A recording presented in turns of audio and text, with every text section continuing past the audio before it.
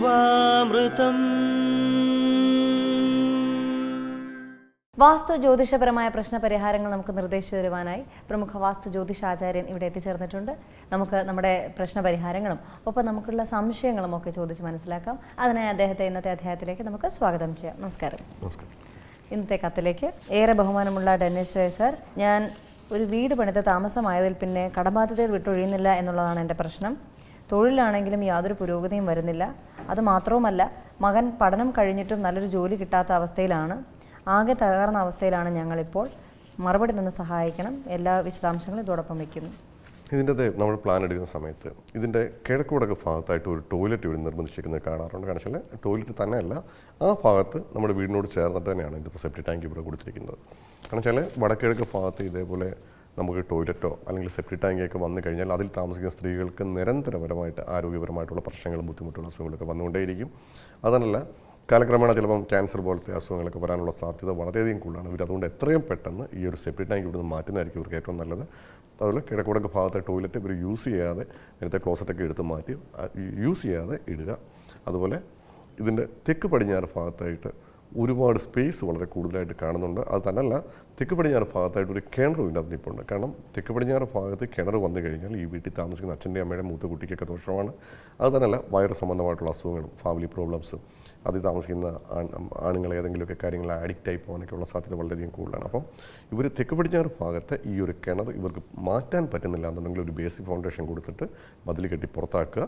പക്ഷേ കിഴക്ക് വടക്ക് ഭാഗത്തെ ടോയ്ലറ്റ് അവർ യാതൊരു കാരണവശാലും അത് ഉപയോഗിക്കാൻ പാടില്ല. ആ സെപ്റ്റി ടാങ്ക് അവിടെ നിന്ന് പൂർണ്ണമായിട്ട് മൂടിക്കളയുക. അപ്പം ഇതിനകത്ത് സെപ്റ്റി ടാങ്ക് ഇവർ മൂടുമ്പോഴും ഒരു 10 കിലോ അല്ലെങ്കിൽ 5 കിലോ കുമ്മായം വാങ്ങിച്ച് ഇതിനകത്ത് ഇട്ട് മണ്ണിട്ട് ഫില്ല് ചെയ്ത് കളയുവാണെങ്കിൽ ആ ഒരു നെഗറ്റീവ് ഊർജ്ജങ്ങളൊക്കെ മാറിക്കിട്ടും.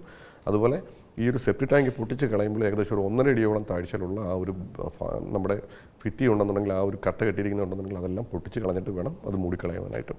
അതുപോലെ ഇതിൻ്റെ ചുറ്റളവെടുക്കുന്ന സമയത്ത് 130 സെൻറ്റിമീറ്റർ കൂടി എടുത്തെങ്കിൽ മാത്രമേ ഇതിൽ കൃത്യമായിട്ടുള്ള ചുറ്റളവിലേക്ക് പോകും. കാരണം വെച്ചാൽ നിലവിൽ ഇതിനകത്ത് കിടക്കുന്ന വാർദ്ധക്യ ചുറ്റാണ്. കാരണം വാർദ്ധക്യ ചുറ്റെന്ന് പറയുമ്പോൾ നമുക്ക് ഈ പറഞ്ഞ പോലെ ഈ വീടിനകത്ത് വന്നു കഴിയുമ്പോൾ നമുക്കൊരു എനർജി ഒന്നും ഉണ്ടാവില്ല. അത് തന്നെയല്ല, നമുക്ക് പൈസ കിടന്ന് അധ്വാനിക്കാവുന്നുള്ളതല്ലാതെ നമുക്കതുകൊണ്ട് വലിയ നേട്ടങ്ങളൊന്നും ഉണ്ടാവണമെന്നില്ല. ഈ പറഞ്ഞ പോലെ നമ്മൾ നല്ല വിദ്യാഭ്യാസമുള്ള കുട്ടികളൊക്കെ ആണെന്നുണ്ടെങ്കിൽ പോലും ചിലപ്പം ഈ പറഞ്ഞ പോലെ അവർക്ക് അവരുടെ പഠിത്തത്തിനനുസരിച്ചുള്ള ഒരു പുരോഗതി ഒന്നും കൈവരാൻ പറ്റാത്ത ഒരവസ്ഥയിലേക്ക് പോകാം.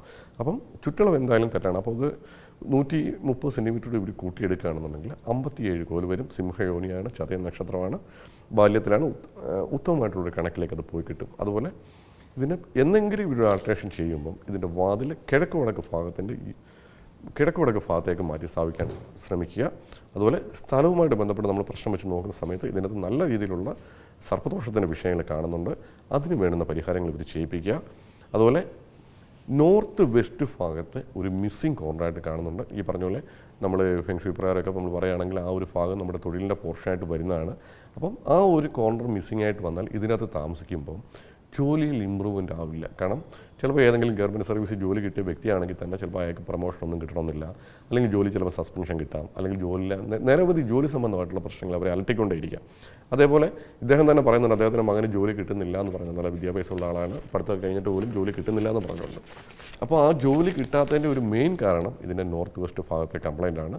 ആ ഒരു ഭാഗം കൂടി ഇവർ ഭൂമിക്കടി കൂടിയാണെങ്കിൽ ഇവർ കൂട്ടി യോജിപ്പിക്കുക, അല്ലെങ്കിൽ ചെമ്പ് കമ്പി ഇട്ട് സ്കോറിച്ച് എടുക്കുക. ഇത്രയും കാര്യങ്ങൾ മാത്രമേ വാസ്തുവുമായിട്ട് ബന്ധപ്പെട്ട് ദോഷമായിട്ട് കാണുന്നുള്ളൂ. പക്ഷേ ഇവർ ഈ ഒരു വാസ്തുവിൻ്റെ കറക്ഷൻ ചെയ്യുന്നതിന് മുമ്പ് ഏതെങ്കിലും നാഗക്ഷേത്രത്തിൽ പോയിട്ട് നാഗപ്രീതി വരുത്താൻ നോക്കുക. അത് കഴിഞ്ഞ ശേഷം ഇതിൻ്റെ പണികളും കറക്ഷൻസും ചെയ്യുന്നതായിരിക്കും കുറച്ചുകൂടി ബെറ്റർ.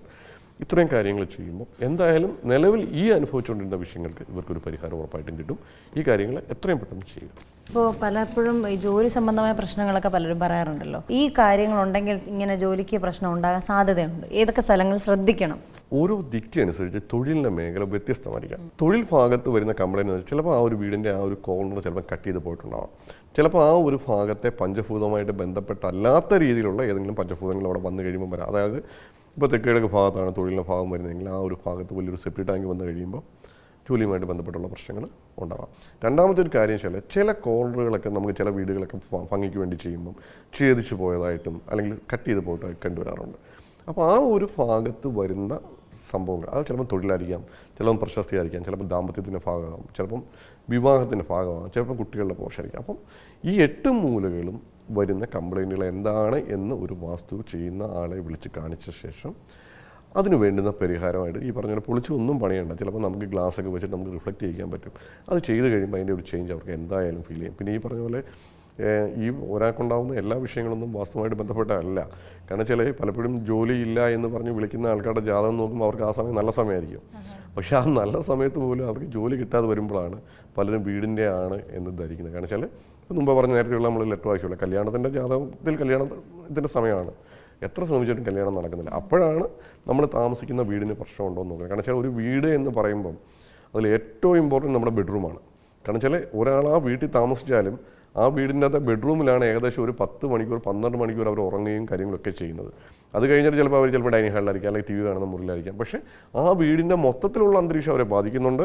രണ്ടാമത് ഏറ്റവും കൂടുതൽ ബാധിക്കുന്നത് ബെഡ്റൂമിൻ്റെ വിഷയങ്ങളാണ്. അപ്പം ബെഡ്റൂം പരമായിട്ടോ അല്ലെങ്കിൽ വീടിൻ്റെ കണക്കനുസരിച്ചോ അല്ലെങ്കിൽ ഏതെങ്കിലും കോർണറുമായിട്ട് ബന്ധപ്പെട്ടോ അല്ലെങ്കിൽ ഏതെങ്കിലും രീതിയിലുള്ള പഞ്ചഭൂതങ്ങൾ ചേരാത്ത രീതിയിലുള്ള പഞ്ചഭൂതങ്ങൾ വരികയോ ചെയ്താൽ ഇതുപോലെ തൊഴിൽ സംബന്ധമായിട്ടുള്ള വിഷയങ്ങൾ അലട്ടിക്കൊണ്ടിരിക്കുക. പക്ഷേ അതിനുള്ള പ്രതിവിധി ചെയ്ത് കഴിയുമ്പോൾ ആ ഒരു വിഷയം മാറി കിട്ടുകയും ചെയ്യും. പക്ഷേ ജാതകത്തിലെ വിഷയമാണെന്നുണ്ടെങ്കിൽ ഈ പറഞ്ഞ പോലെ നല്ല പ്രാർത്ഥനയും കാര്യങ്ങളുമായിട്ട് പോകുമ്പോൾ എന്തായാലും തീർച്ചയായും അതിനൊരു ശാന്തത വരും. ഇവർ ഈ ഒരു കാര്യങ്ങൾ കറക്ഷൻ ചെയ്യുക, എത്രയും പെട്ടെന്ന് അവരുടെ വിഷയങ്ങൾ തീരുകയും ചെയ്യും. വാസ്തുശാസ്ത്രത്തിന് ഇന്നത്തെ അധ്യായം ഇവിടെ പൂർണ്ണമാവുകയാണ്. വാസ്തു ജ്യോതിഷപരമായ പ്രശ്നപരിഹാരങ്ങൾക്ക് വാസ്തു ജ്യോതിഷാചാര്യൻ ശ്രീ ഡെന്നിസ് ജോയിൽ നിന്ന് മറുപടി ആഗ്രഹിക്കുന്നവർ താഴെ കാണുന്ന നമ്പറിൽ അദ്ദേഹത്തെ കോൺടാക്ട് ചെയ്യാവുന്നതാണ്. വാസ്തുപരമായിട്ടുള്ള പ്രശ്നപരിഹാരങ്ങളും സംശയ ദൂരീകരണവും ഉറപ്പുവരുത്താവുന്നതാണ്. അതുപോലെ നിങ്ങളുടെ വാസ്തു ജ്യോതിഷപരമായ പ്രശ്നപരിഹാരങ്ങൾക്ക് ഞങ്ങൾക്ക് എഴുതിയറിയിക്കേണ്ട വിലാസം: Jyothi producer, Devamritham, Kaumudi TV, Kaumudi buildings, Pettah, Thiruvananthapuram. ദേവാമൃതത്തിന്റെ മനോഹരമായ ഇന്നത്തെ അധ്യായം ഇവിടെ പൂർണ്ണമാവുകയാണ്. മറ്റൊരു അധ്യായമായി വീണ്ടും കണ്ടുമുട്ടാമെന്ന ശുഭപ്രതീക്ഷയോടെ വിടവാങ്ങുന്നു. നന്ദി, നമസ്കാരം.